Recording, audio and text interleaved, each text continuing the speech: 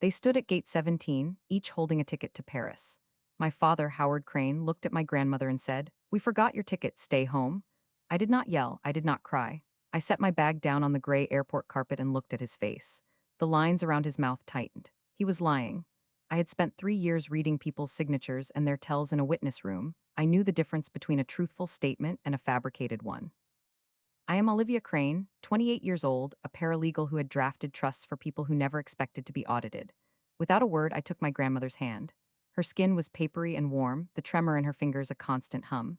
"I'm staying with her," I said. My mother's phone pinged. She did not look up. "If you have ever been the one who sees the truth in a room full of lies, tell me what city you are listening from, because I know that feeling. It is the quiet before the storm."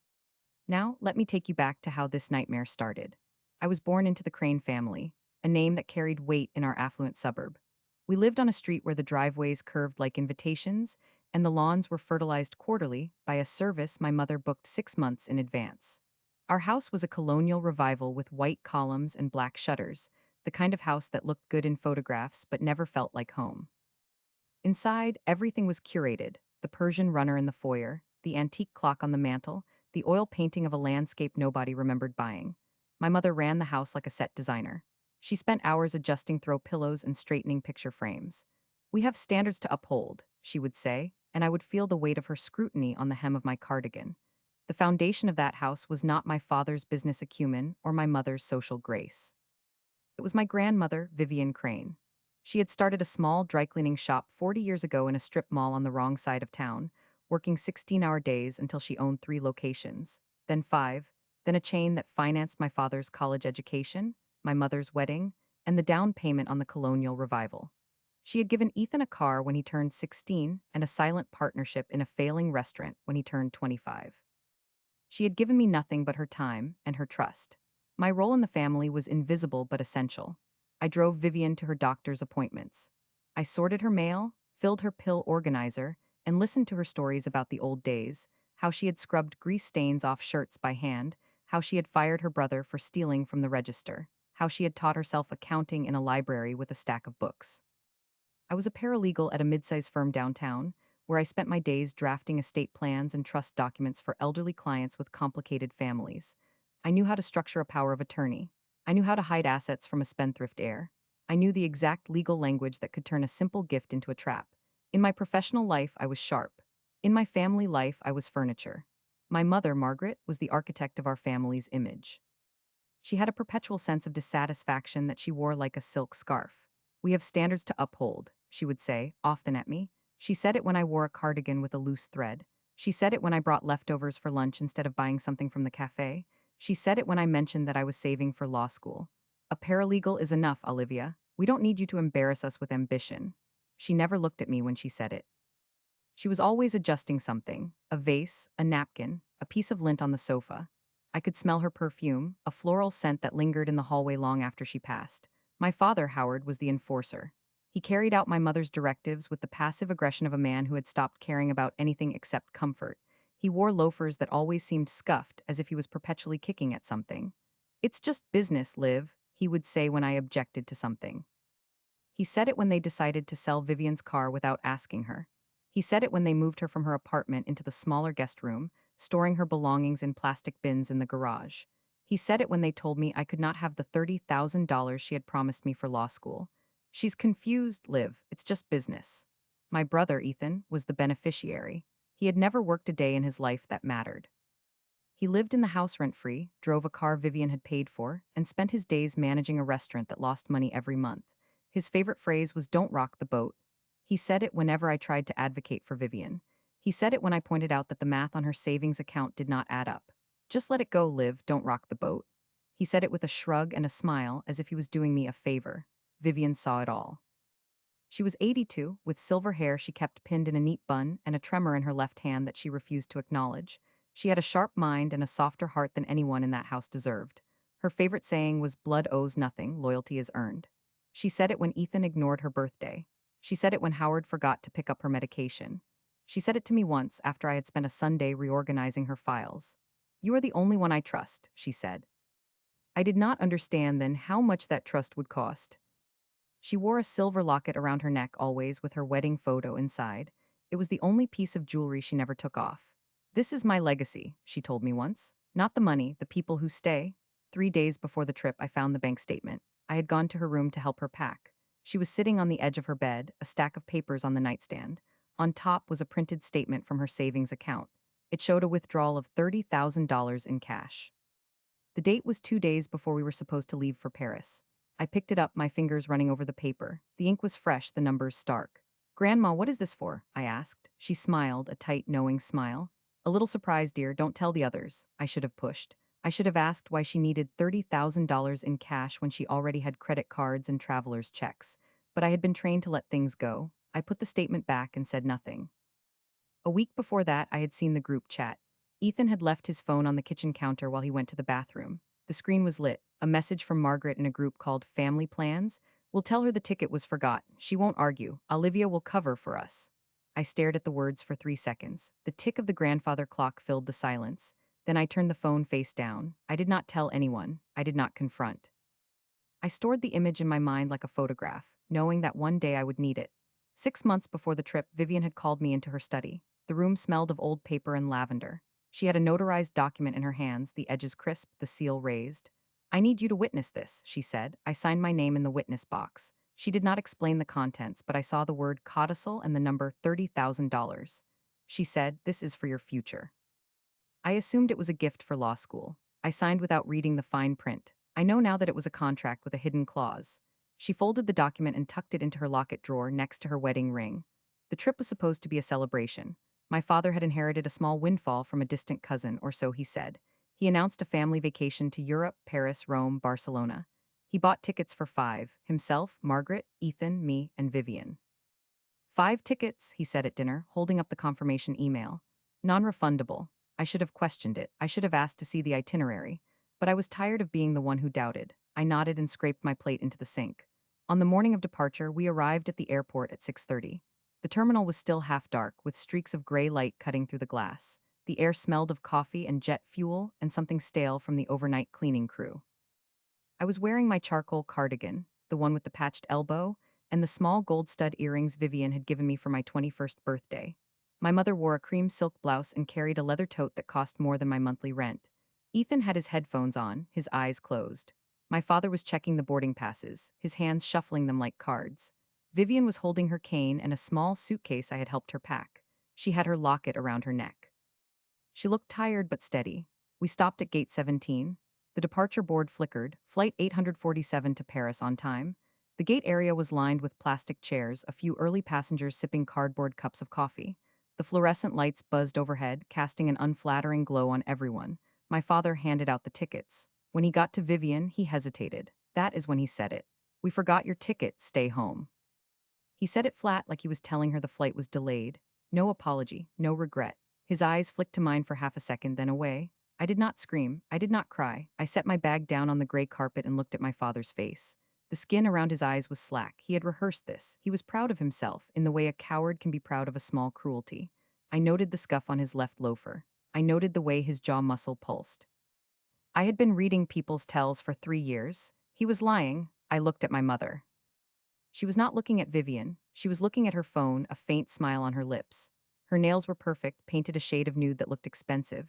She was texting someone, probably confirming their arrival at the hotel.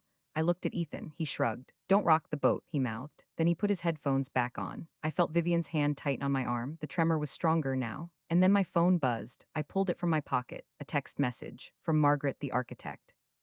Addressed to Howard the enforcer, but sent to me by mistake. It read, we're boarding, tell her she can't come. Once we're in the air, she won't cause trouble. The 30,000 is already transferred to the trip account. We'll deal with Olivia later. She'll smooth it over like always.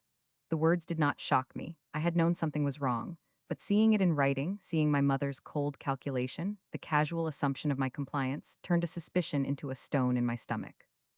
The stone was cold and heavy and permanent. I did not react. I took a screenshot, then another. I saved the images to a folder I had already created on my phone, labeled Evidence. I had made that folder the night before, after I had dreamed of the bank statement and the codicil.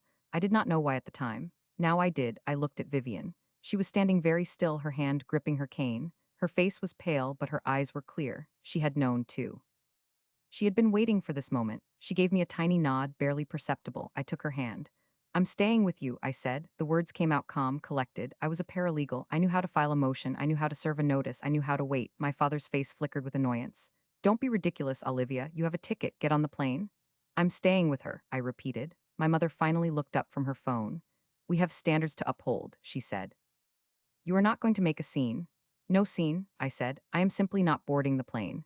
Ethan pulled his headphones down. Come on, Liv, don't rock the boat. It's just a ticket. We'll sort it out when we get back.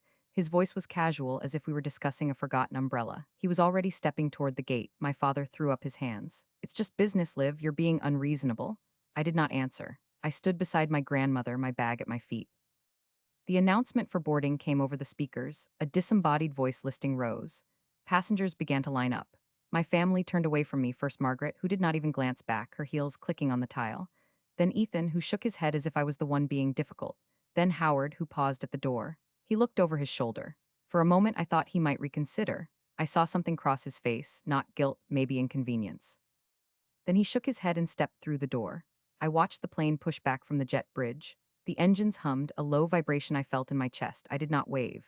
Vivian and I sat down on a metal bench near the window. The morning light was turning from gray to gold, cutting across the tarmac in long beams. She was silent, her hands folded over her cane. Her locket caught the light, a small glint of silver. I was thinking. I had the screenshot. I had the memory of the bank statement. I had the codicil I had witnessed. I needed a plan. I pulled out my phone and scrolled to a contact, Rachel Kim, forensic accountant. I had met her at a conference and we had traded business cards. She specialized in unraveling trusts that had been tampered with. I typed a message. I need you to look at a withdrawal, $30,000, ASAP. I sent it. That is when a shadow fell over us. I looked up. A man stood before us, perhaps 60 years old, with graying hair and a worn trench coat. He held a leather briefcase that was battered but expensive, with brass corners that had dulled over time. He looked like someone who had been waiting in the terminal for a long time, maybe hours. He had a calm face, the kind that has seen enough of life not to be surprised. Mrs. Crane? He said, addressing my grandmother. Vivian nodded, her eyes narrowed. I'm Arthur Pemberton, he said. I am the executor of your trust. I have been waiting for this moment. He sat down on the bench beside us, setting the briefcase on his knees. The springs of the bench groaned under his weight. From his briefcase, he pulled out a folder. I recognized the notary seal. It was the codicil I had witnessed 6 months ago. The paper was crisp, the ink dark. Your grandmother prepared this 6 months ago, Arthur said to me. His voice was low, steady. She anticipated exactly this situation. The $30,000 she withdrew, that was not for the trip. It was a test. She had a feeling they would try to take it. If they did, they would trigger a clause in the trust that reverts control to her, with you as sole trustee. The moment they touched that money for their personal expenses, they created a fiduciary breach. I have already documented it. I stared at the document. The words swam, but I understood the meaning. My parents had stolen money that was never theirs. They had walked into a trap that Vivian had set before they even knew they were in a war. I looked at my grandmother. She was smiling, a soft, satisfied smile. Blood owes nothing, she said. I reached into my bag. I had already prepared a file, a guardianship petition, a notice of fiduciary breach, a request for a temporary restraining order on the family accounts. I had drafted them over the past 3 days using Rachel Kim's expertise. I had not known when I would need them. Now I did. The folder was thick, the edges of the papers neat and aligned. And as I placed the guardianship file on the bench beside my grandmother, I knew that they had already lost everything they had tried to steal. We stayed at a motel near the airport for the first 3 days. Arthur booked 2 adjoining rooms with a connecting door, and he paid in cash from an envelope he produced from his coat pocket. The carpets were thin, the walls painted a shade of beige that had seen too many years of cigarette smoke, but the beds were clean and the heat worked. Vivian took the room with the window facing east. She said she liked to see the morning light. I slept in the other room, my phone on the nightstand, buzzing with updates from Rachel Kim.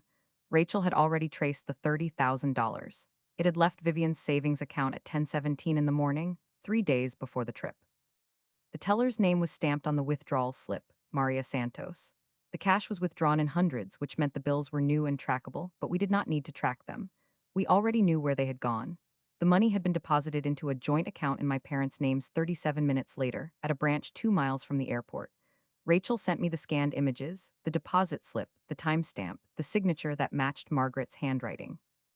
The signature was slightly rushed, the letters leaning forward, as if she was in a hurry to lock the funds away. On the third day, Rachel sent the document that changed everything. It was a full audit trail of the Crane Family Living Trust, dated 6 months before the trip.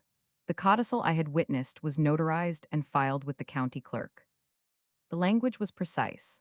$30,000 of the corpus is hereby allocated to Olivia Crane for the purpose of law school tuition, and any attempt by the co-trustees, Howard Crane and Margaret Crane, to borrow against, withdraw, or redirect this sum for personal use shall constitute a material breach of fiduciary duty, resulting in the immediate revocation of their inheritance rights and the transfer of all remaining trust assets to Olivia Crane as sole trustee.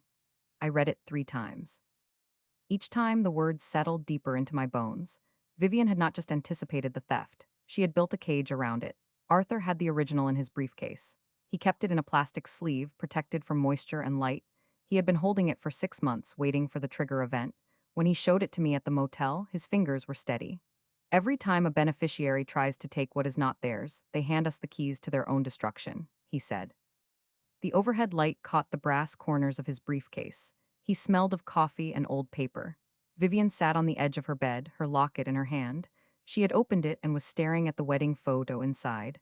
I knew they would do something, she said. I just did not know when, so I made sure I was ready.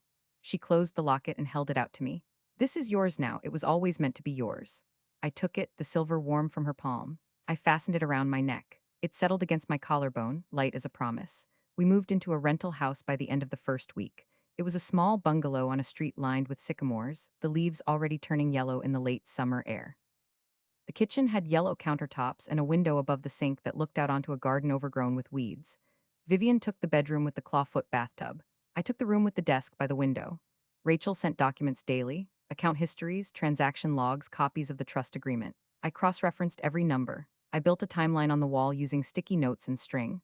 The string formed a constellation of betrayals, each one connected to the next. 3 weeks passed. The day my parents returned, I woke before dawn.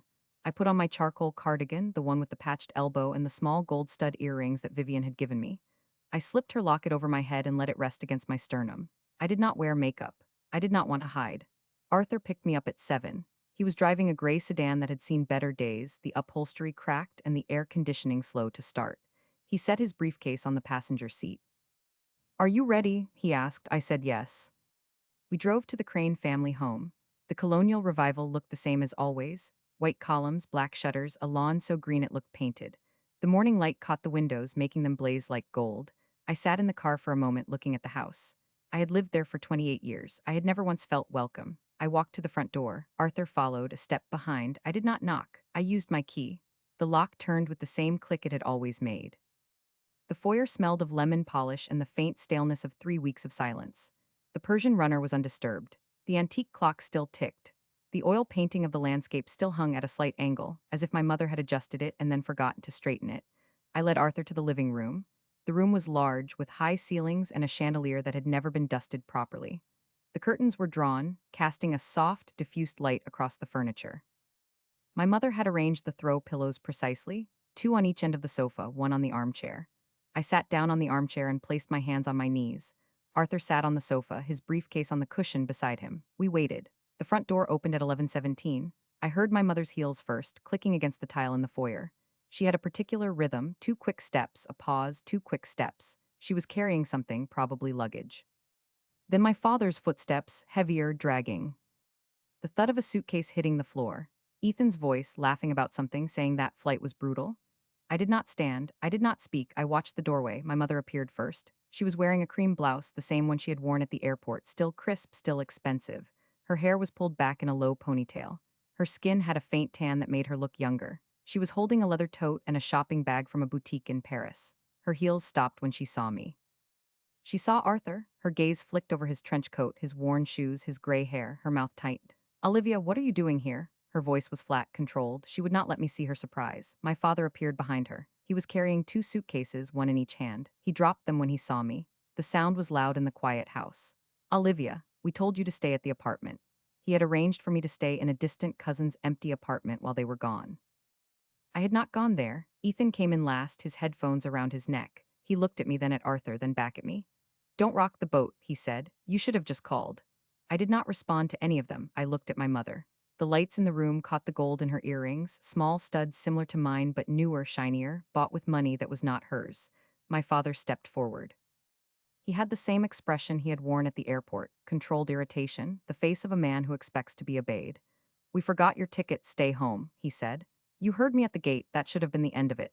He said it again as if repeating the words would make them true. The words landed in the silence. I did not yell, I did not cry. I set my hands flat on my knees and felt the locket press against my chest. I looked at his shoes. He had new loafers. The leather was unscuffed. You did not forget her ticket, I said. My voice was calm, quiet. You planned this. You had the money transferred before the trip. My mother's head snapped up, her eyes narrowed. Excuse me? $30,000, I said. Withdrawn from Vivian's account 3 days before the trip, deposited into your joint account 37 minutes later. I have the records. The room went still. The grandfather clock ticked. My father's face changed, not guilt, but calculation. His eyes darted to the side like a cornered animal looking for an exit. You don't know what you're talking about, Liv. That money was a loan. Vivian agreed. Vivian agreed to nothing, I said. She had a codicil drafted 6 months ago. It allocated that money to my law school tuition. You borrowed against it without authorization. That is a fiduciary breach. My mother laughed. It was a short, sharp sound like glass breaking. A codicil. You think a piece of paper will undo years of what we have done for this family? We have sacrificed everything for you children. We have standards to uphold. She spread her hands, gesturing at the room. This house, your education, your grandmother's care, we managed it all. You think you can waltz in with a stranger and a folder and undo our lives? Arthur stood. He did not hurry. He opened his briefcase with both hands, the latches clicking open in sequence. He pulled out the trust codicil in its plastic sleeve. He held it up so the light caught the notary seal. This is an amendment to the Crane Family Living Trust, dated February 12th, signed and witnessed.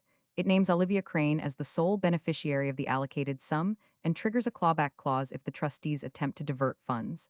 I am Arthur Pemberton, executor of this trust. I am here to enforce the codicil. My mother's face drained of color. She did not go pale, her tan seemed to turn a shade lighter, her lips pressing into a thin line. She looked at the document as if it was a weapon. Ethan took a step back. Listen, this is getting crazy. It's just money. Dad, fix this. My father tried to laugh. The sound was hollow, forced. He waved a hand. It's just business, Liv. We needed the cash flow for the trip. We were going to pay it back. Vivian was always generous with us. She would not mind. Would not mind, I repeated. I stood slowly. I took the codicil from Arthur's hand and turned it so my father could see the clause. The money is already gone. You spent it on boutique shopping bags and hotel suites. You booked a five-star hotel in Paris that cost €873 per night. I have the receipts. I pulled the group chat screenshot from my pocket. The paper was folded once, the crease worn from being handled. I held it up. My mother's eyes tracked the lines of text. I watched her read her own words. We'll tell her the ticket was forgot. She won't argue. Olivia will cover for us. She did not speak, her jaw tight. My father's face fell. The bravado collapsed. He looked at his feet. The new loafers suddenly seemed ridiculous. Arthur stepped forward. He held a folded document, crisp and white. This is a notice of fiduciary breach, he said. It has been filed with the county court. You are no longer trustees of the Crane Family Trust. The assets are frozen pending an audit. You will receive a summons in the mail. My mother's mouth opened and closed. Her hands hung at her sides, empty. She looked at the locket on my neck. Her eyes widened. She knew what it meant. The woman they had left at the airport had left them behind first. I did not stay for the aftermath. I did not want to see them cry or beg or scream. I turned and walked to the front door. Arthur followed, his briefcase closed, his steps measured. The door clicked behind us. The steps were empty. The sycamore trees shook the last of their leaves into the street. I called Rachel. It is done, I said. She was already processing the emergency guardianship petition. The court would hear it Monday morning. That night I sat in the rental house kitchen, the locket warm against my chest. Vivian was asleep in the clawfoot tub room, the door cracked open so I could hear her breathing. Arthur had gone back to the airport motel to collect his things. The house was quiet. The refrigerator hummed. The clock on the wall ticked. I thought of my parents, standing in that living room, their lives rearranging around them. I imagined my mother pouring herself a glass of wine, my father pacing the hallway, Ethan retreating to his room to pretend none of it had happened. They were already rewriting the story in their heads. They were becoming the victims. But they had not yet learned the full scope of their defeat. They celebrated that night. I saw the credit card charges. A bottle of Bordeaux from a liquor store 2 blocks from the house, a premium dinner delivery, a late-night taxi to Ethan's favorite bar. They toasted their return, their survival, their victory over a difficult situation. They did not know that the guardianship hearing was scheduled for Monday at 9 in the morning. They did not know that Vivian had already signed the order, naming me as her legal guardian, with full authority over her estate. They did not know that the house they were celebrating in was no longer theirs. And that night, while they raised their glasses, Rachel Kim was finishing the final audit that would strip them of everything they had built on Vivian's generosity. Rachel called at 8:17 the next morning. I was sitting at the kitchen table, a cup of black coffee growing cold in my hands, watching the sycamore leaves fall past the window. The phone buzzed, and I answered without a greeting. Her voice was tight, professional, but I could hear the edge beneath it, the satisfaction of someone who has just found the thread that unravels a tapestry. Olivia, I need you to come to my office. I found something. Bring the trust documents and the guardianship file. I left Vivian asleep, her door still cracked open. The rental car was a nondescript gray sedan, the kind that did not attract attention. I drove downtown to Rachel's office, which was on the fourth floor of a building that had seen better decades. The elevator smelled of floor wax and stale air. Her office was small, cluttered with filing cabinets and stacks of paper held together by rubber bands. She was at her desk, a laptop open, a printer spitting out pages. She did not stand, she gestured to a chair. Sit. I sat. She handed me a stack of documents, stapled at the top corner. The first page was a loan application. The second was a credit report. The third was a series of signed forms. I recognized the signature on the bottom of the first page, Vivian Crane, written in an unsteady hand. But I also recognized the pen pressure, the slight shake in the loops. It was a forged imitation, close but not close enough. I had seen Vivian sign her name 1,000 times. The real signature had a distinctive break between the V and the I, a hesitation that came from her tremor. This signature had no break. That's a HELOC application, Rachel said. Home equity line of credit. $237,000, approved 3 months before the trip. The house is listed as collateral. The house is in the trust, I said. Correct, but your parents signed as co-trustees, claiming they had authority to encumber the property. The bank relied on the trust document and did not verify Vivian's consent. They forged her signature on the guarantee page. I turned to the credit report. It was in Vivian's name, but the accounts listed did not match anything I knew. A department store card opened 18 months ago, balance $12,000. A personal loan for $15,000 opened 8 months ago. A credit card from a luxury retailer opened 6 months ago, balance $23,000. All in Vivian's name, all with addresses matching the Crane family home. All with payment histories that showed regular payments from a joint account my parents controlled. They opened credit in her name, I said. It was not a question. 18 accounts over the past 2 years, Rachel said. Total debt $112,000, plus the HELOC plus the $30,000 they took from savings. Total unauthorized exposure $379,000, all using her social security number, her birth date, her signature forged on every application. I set the papers down. My hands were steady. I had expected something bad, but not this. Not a systematic looting of an elderly woman's credit and identity. I looked at the loan application again. The signature was so close it could fool a casual eye. But the bank had not needed a casual eye. They needed a witness. They needed a notary. I scanned the document for the notary stamp. It was there. A name I did not recognize, a commission number, a date. The notary had signed without seeing Vivian sign. That was a felony. The notary, I said, Michael Torres. He works at the same branch where your parents bank. I ran his name. He has been cited twice for improper notarization, but the state board let him off with a warning. Your parents probably paid him or used his negligence. I pulled out my phone and took photographs of every page. The light from the window caught the watermark on the loan application. I saved the images to the evidence folder, now containing 42 files. I had the bank statement, the group chat screenshot, the trust codicil, and now 18 forged credit applications and a fraudulent HELOC. Weight of it felt solid, real. This changes the timeline, I said. They were planning this for years. I found the HELOC application went to underwriting on a Friday afternoon. Your parents deposited 30,000 into Vivian's account the same day, then withdrew it the following Monday. They were building a paper trail to make it look like she was spending the money. I closed the folder. Can you certify this? Already done. The audit is sealed and dated. I have a copy at the courthouse. I stood, the folder pressed to my chest. The floor was linoleum, scuffed from years of heels. Thank you, Rachel, she nodded. They are going to try to settle before Monday. They will call you. They will threaten you. Do not take their calls without recording them. Do not agree to anything in writing unless I have reviewed it. I drove back to the rental house. The sycamore trees lining the street were almost bare, the leaves piled in the gutters like wet paper. I parked and sat in the car for a moment, looking at the house. It was small, yellow, unremarkable. But inside was Vivian, waiting. Inside was the evidence that would break the family my parents had spent a lifetime building on lies. I walked in, the folder in my hand. Vivian was at the kitchen table, a mug of tea steaming in front of her. Her hair was loose, silver strands falling over her shoulders. She looked at the folder. How bad? $379,000 in unauthorized debt, I said. She nodded slowly. They opened credit in my name? Yes, she set her tea down, her hands trembled. I knew they were taking money, but I did not know they were stealing my signature. Her voice was soft, not broken. I should have seen it earlier. I should have locked my credit. You could not have known. They had access to your documents, your social security number, your date of birth. They had years of trust. She reached across the table and took my hand. Her skin was thin, the veins visible. You have the evidence now. You will know what to do with it. I squeezed her hand. I will make sure they cannot touch you again. I did not tell her about the HELOC on the house. Not yet. She had enough to carry. That afternoon, my phone buzzed. A text from my mother. We need to talk. This has gone too far. Come to dinner tonight. We can work it out like a family. I stared at the thread. The arrogance was breathtaking. They had stolen nearly $400,000 from an 82-year-old woman, and they wanted to work it out over dinner. I typed back, I cannot, I have plans. 3 seconds later, my phone rang. My father, I let it go to voicemail. The message was clipped, controlled. Olivia, this is your father. Your mother and I are very disappointed in your behavior. You have made a scene and involved strangers in family business. We are willing to forgive this if you come home and bring the documents. Do not make this harder than it needs to be. I saved the voicemail. I added it to the evidence folder. An hour later, Ethan texted, Come on, Liv, you are embarrassing yourself. They said they will pay you back. Just drop it. Do not rock the boat. I did not respond. I took screenshots. I saved them. By evening, the texts had escalated. My mother sent a long message about family loyalty, about how I was being manipulated by Arthur and Rachel, about how Vivian was confused and did not know what she was doing.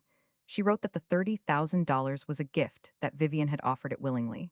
We have standards to uphold, Olivia. You are destroying our reputation. This will follow you for the rest of your life. I read every message. I did not delete any of them. Each one was a brick in the wall they were building around their own guilt. If you have ever had your own name used against you by someone who was supposed to protect you, if you have ever been told that your silence is a debt you owe to family, then you know why I did not answer. I let them speak. I let them incriminate themselves in writing. Arthur arrived that evening with 2 cardboard boxes. He set them on the kitchen table and opened the first. It was filled with manila envelopes, each one labeled with a date and a case number. He had been preparing this for months. I have copies of the trust documents going back 15 years, he said, pulling out a file. Every amendment, every signature card, every distribution. Your parents signed a document in 2014 that gave them authority to manage Vivian's finances. But the document had a sunset clause. It expired 3 years ago. They have been acting without legal authority since 2021. He handed me a yellowed folder. The paper inside was thin, worn at the edges. This is the original power of attorney. It expired on July 31, 2021. Every transaction after that date is unauthorized. That includes the HELOC, the credit cards, and the withdrawal of $30,000. I flipped through the pages. The expiration date was clear, a stamped line at the bottom of the page, visible under the signature. My parents had signed a renewal form in 2022, but the signature on that renewal did not match Vivian's. I compared it to the HELOC forgery. Same hand, same forger. They forged her signature on the renewal, I said, which means every transaction they made after 2021 is legally void and potentially criminal. The HELOC, the credit cards, the withdrawals, all of it, they owe the bank, not Vivian. Arthur opened the second box. It contained tracking logs, certified mail receipts, date-stamped and signed by postal clerks. I sent notice of the trust breach to your parents' address 3 days after the trip. I used certified mail with return receipt. They signed for it on the same day they left for Europe. He handed me the receipt. The signature was my father's, jagged and dismissive. They knew before they boarded the plane, they chose to leave anyway. I held the receipt. The paper was thin, the ink smudged. My father had signed it without reading it, probably thinking it was junk mail. His negligence was a gift. We worked through the evening. I organized the files chronologically, using color-coded tabs, red for forgery, blue for unauthorized transactions, yellow for breach notices. I placed each document in a plastic sleeve and then into a 3-ring binder. The binder grew thick, the spine cracking as I added pages. Arthur checked every date against the county court filing requirements. Rachel's audit was the final piece, a thick stack of paper bound with a metal clip. I added it to the front of the binder. By midnight, the binder was complete. I closed it and set it on the table. The cover was plain black, unmarked. Inside was the complete record of the Crane family's destruction. They think I'm going to settle, I said. Arthur shook his head. They think you're bluffing. They think you are a paralegal with a folder full of photocopies. They do not understand what you have. I looked at the binder. Monday morning. Monday morning, he said. He left at 11:30. I locked the door behind him and stood in the dim light of the kitchen. The house was quiet except for the hum of the refrigerator. I walked to Vivian's room and looked in. She was asleep, her breath soft, her silver hair spread across the pillow. I closed the door. I sat back down at the kitchen table. The locket was warm against my chest. I opened it and looked at the wedding photo. Vivian and my grandfather, both young, both smiling, standing in front of a courthouse. She had kept that face for 60 years. She had loved him, and when he died, she had turned that love into a quiet vigilance. She had protected herself. She had protected me. I took out my phone. A new message from my mother sent 11:40. We have consulted an attorney. You are making a huge mistake. I hope you are proud of yourself. I saved the screenshot. I did not respond. In the silence of the rental house, I heard the leaves scratch against the window. I thought of the front door of the colonial revival, the white columns, the black shutters, my mother standing in the foyer in her cream blouse. I thought of her hands, always adjusting something, always keeping up appearances. I wondered what she would do when the appearances collapsed. Sunday morning, I woke before dawn. I showered, dressed in my charcoal cardigan and the gold stud earrings. I put on the locket. I made coffee and sat at the table, the binder in front of me, the guardianship file beside it. I reviewed each page one last time. The forged signatures, the unauthorized loans, the group chat, the bank statement, the trust codicil, the expired power of attorney, the certified mail receipt. The story was complete. Arthur arrived at 7. He was wearing a suit, his trench coat over his arm. He looked tired but focused. The courthouse opens at 8:30. The hearing is at 9. I have the writs ready. I walked to the car, the binder in my hands. Vivian was waiting on the porch, a small suitcase beside her. She was wearing a clean dress, her silver hair pinned. She looked like she was going to church. Are you ready? I asked. She nodded. I have been ready for years. We drove to the courthouse in the gray sedan. The morning was cold, the sun low and orange. The leaves had been swept into piles on the sidewalks. The air smelled of frost and exhaust. The courthouse was a stone building with high steps and a bronze door. The windows were arched, reflecting the sky. I parked and helped Vivian out of the car. She took my arm, her hand light. Arthur led the way. He carried the binder. The lobby was marble, cold, and smelled of dust and floor wax. A security guard waved us through. The courtroom was on the second floor, room 204. We arrived at 8:40. The door was open. The judge had not arrived yet. I sat in the front row, Vivian beside me. Arthur placed the binder on the counsel table. He stood beside it, hands folded. The room was quiet. The only sound was the ticking of a clock on the wall. And through the door, I saw my parents' lawyer, immaculate in his suit, looking at Arthur with contempt. He was holding a thin folder, clearly expecting a negotiation, a settlement, a dismissal. My family had no idea what was coming. The courtroom was cold, the kind of cold that seeps through wool and settles in the bones. The judge had not yet entered. My parents' lawyer, a man named Harrison Webb, stood at the counsel table with a thin folder and a practiced smile. He had represented the Crane family for 12 years, always on retainer, always available to smooth over disputes. He wore a charcoal suit that cost more than my monthly rent, and his watch caught the overhead light when he gestured. He was there to dismiss, to delay, to bury. My father sat in the front row behind him. He wore a navy blazer, the same one he had worn to my college graduation, the one with the brass buttons that were always slightly tarnished. His hands were clasped in his lap, his knuckles white. My mother sat beside him, her posture perfect, her cream silk blouse pressed, her hair sprayed into place. She looked like she was attending a gallery opening, not a guardianship hearing. Ethan was not there. He had texted me that morning. This is your mess. I want no part of it. I had saved the screenshot. Vivian sat next to me on the wooden bench. She wore a simple gray dress, her silver hair pinned, her hands folded over her cane. She was calm, the kind of calm that comes from having survived worse. Arthur was at the counsel table, the black binder open in front of him. His trench coat was draped over the back of his chair. The bailiff called the court to order. Judge Maria Castellano entered, a woman in her 60s with steel gray hair and reading glasses perched on her nose. She sat, adjusted her robe, and looked over the filings. She asked Harrison Webb to speak first. Harrison stood. He was smooth, rehearsed. Your Honor, this is a baseless guardianship petition filed by a disgruntled granddaughter against her elderly grandmother's wishes. The petitioner, Olivia Crane, has no legal standing to challenge the trustee's management of the Crane Family Living Trust. She is a paralegal, not an attorney. She has been misled by a retired probate lawyer with a grudge against the family. The respondents, Howard and Margaret Crane, have acted in good faith for years, managing the grandmother's finances, covering her expenses, and ensuring her comfort. This petition is an attempt to seize control of assets that rightfully belong to the entire family. Judge Castellano looked at the petition. Ms. Crane, do you have legal representation? I stood. I am representing myself, Your Honor. I have prepared the filings with the assistance of Arthur Pemberton, retired probate attorney, and Rachel Kim, certified forensic accountant. Harrison laughed. It was a short, dismissive sound. Your Honor, Ms. Crane is a paralegal. She is not equipped to handle a complex trust dispute. This is a waste of the court's time. The judge raised an eyebrow. I will decide what is a waste of my time. Ms. Crane, please proceed.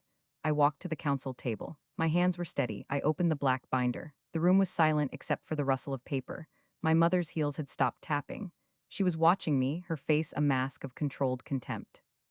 Your Honor, I have 3 documents that illustrate the pattern of conduct that led to this petition. The first is a bank statement from my grandmother's savings account, dated 3 days before my parents' trip to Europe. It shows a withdrawal of $30,000 in cash. I held up the statement. The paper was crisp, the numbers clear. The second is a screenshot of a text message from my mother to my father, sent while they were boarding the plane. It reads, "We'll tell her the ticket was forgotten. She won't argue. Olivia will cover for us." I placed the screenshot on the judge's bench. The light caught the glass of the frame. My mother's jaw tightened. The third document is a notarized codicil to the Crane Family Living Trust, signed 6 months before the trip. It allocates $30,000 of the trust corpus to my law school tuition. It includes a clause: any attempt by the co-trustees to borrow against that sum for personal use shall constitute a material breach of fiduciary duty, resulting in the immediate revocation of their inheritance rights and the transfer of all remaining trust assets to me as sole trustee. Judge Castellano took the codicil. She read it carefully, her eyes moving over the text. Then she looked at my parents. "Mr. and Mrs. Crane, did you borrow against this sum?" Harrison stood. "Your Honor, that codicil was signed under duress." Vivian Crane was confused at the time. She did not understand what she was signing. I spoke before he could continue. "I witnessed the codicil. I was in the room. My grandmother was lucid and clear. She explained the purpose of the document to me. The codicil is notarized and filed with the county clerk. There is no evidence of undue influence." "Your Honor," Harrison said, "the grandmother is elderly. She suffers from memory loss and confusion. The trust documents should be set aside for a full competency evaluation." "I have a competency evaluation," I said, "completed by a licensed geriatric psychologist, Dr. Annalise Santos, dated last week. It states that Vivian Crane is of sound mind and capable of managing her own affairs. The evaluation is attached to the guardianship petition as Exhibit A." Judge Castellano flipped through the petition. She found the evaluation. She read the conclusion. "This appears thorough," she said, and the psychologist found no signs of dementia or impairment. My mother stood. "Your Honor, this is absurd. My mother-in-law has been manipulated by Olivia and that Arthur Pemberton. They have isolated her, filled her head with lies. We have sacrificed everything for this family. We have standards to uphold." "Sit down, Mrs. Crane," the judge said. Her voice was flat. My mother sat. I pulled out the next document. "Your Honor, I also have evidence that Mr. and Mrs. Crane forged my grandmother's signature on a home equity line of credit for $237,000 and opened 18 unauthorized credit accounts in her name, accruing $112,000 in debt. The total unauthorized exposure is $379,000. I placed the audit summary on the judge's bench. This audit was conducted by Rachel Kim, certified forensic accountant. Includes signed copies of the forged documents, the notary's citation history, and the timeline of transactions. Judge Castellano's eyes narrowed. She read the summary, then she looked at my parents. "Mr. and Mrs. Crane, did you open credit accounts in your mother's name?" My father's face was white. "It was just business," he said, his voice cracked. "We were going to pay it back. The house was going to cover it." "You forged her signature," the judge said. "You committed fraud." Harrison was on his feet. "Your Honor, my clients were acting as trustees. They had a reasonable belief that they had authority to manage the assets. The power of attorney was renewed. The power of attorney expired in July 2021, I said. I have the original document with the expiration date stamped on the last page. The renewal was forged, the same hand that forged the HELOC signature. I held up the expired power of attorney and the forged renewal side by side. The difference was obvious under the courtroom lights. My mother stared at the papers. Her mouth opened, then closed. She had no words. For the first time, she looked afraid. Judge Castellano set down the documents. She removed her reading glasses. "I have seen enough. The evidence presented by Ms. Crane is clear, documented, and unchallenged by any credible counter-evidence. The codicil is valid. The borrowers acted outside their authority. The guardianship petition is granted. Vivian Crane is declared legally competent and is placed under the guardianship of Olivia Crane, with full authority over her person and estate. The trust assets are frozen pending a full audit. The home equity line of credit is voided. The unauthorized credit accounts are to be reported to the credit bureaus for removal. Mr. and Mrs. Crane, you are ordered to surrender all financial documents and assets related to the trust within 72 hours. You will also be referred to the district attorney's office for investigation of elder fraud and forgery. The gavel fell. The sound echoed in the marble room. My mother did not scream, she did not cry. She sat perfectly still, her hands gripping the armrests of the wooden bench. Her knuckles were white. My father looked at his shoes. Harrison Webb was gathering his papers, his face flushed with defeat. I turned to Vivian. She was smiling, a small, satisfied smile. Her hand reached for mine. Blood owes nothing, she whispered. Loyalty is earned. We walked out of the courtroom. Arthur held the door. The hallway was empty except for a janitor pushing a mop. The air smelled of disinfectant and old paper. I did not look back. 2 hours later, the first letter arrived. It was from the lien holder. The house had been frozen pending the audit. The mortgage was in default because the HELOC had been voided, and the bank was calling the note. My parents had 30 days to vacate. By the end of the week, the luxury cars were repossessed. The black Mercedes sedan and the silver BMW convertible were towed from the driveway on a Friday morning. I saw the photographs online, posted by a neighbor. The house looked hollow, the driveway empty. Ethan's wedding was called off. His fiance's family had learned of the fraud investigation and withdrawn their support. He called me 3 times. I did not answer. He left messages. You ruined everything. I hope you are happy. I saved them all. My mother called every day for a week. Her voice started controlled, then became pleading, then furious. We have standards to uphold, she said, again and again, as if the phrase could rebuild what she had destroyed. We are your parents, you owe us, you will never survive without us. I listened to each message, I saved each one. My father called once late at night. His voice was different, quieter, slower. Liv, he said, I am sorry. I know that does not fix it, but I am sorry. There was a long pause. I should not have let her plan it. I should have stopped it. I was weak. I did not respond. But I did not delete the message. They moved out of the house 6 weeks later. I did not see it happen. I did not want to see it. Arthur handled the logistics. The furniture was sold, the proceeds split between the trust and the creditors. My mother moved into a one-bedroom apartment across town. My father moved into a rented room near the highway. Ethan took a job at a warehouse and stopped speaking to anyone. The Colonial Revival was sold at a loss. A young family bought it, painted the shutters navy, planted a vegetable garden in the backyard. I drove past it once, months later. It looked smaller than I remembered. The white columns were chipped. The lawn was patchy. It was just a house. 7 months passed. Spring came, then summer. I finished my law school applications with the money that had been set aside for me, the $30,000 that had started this war.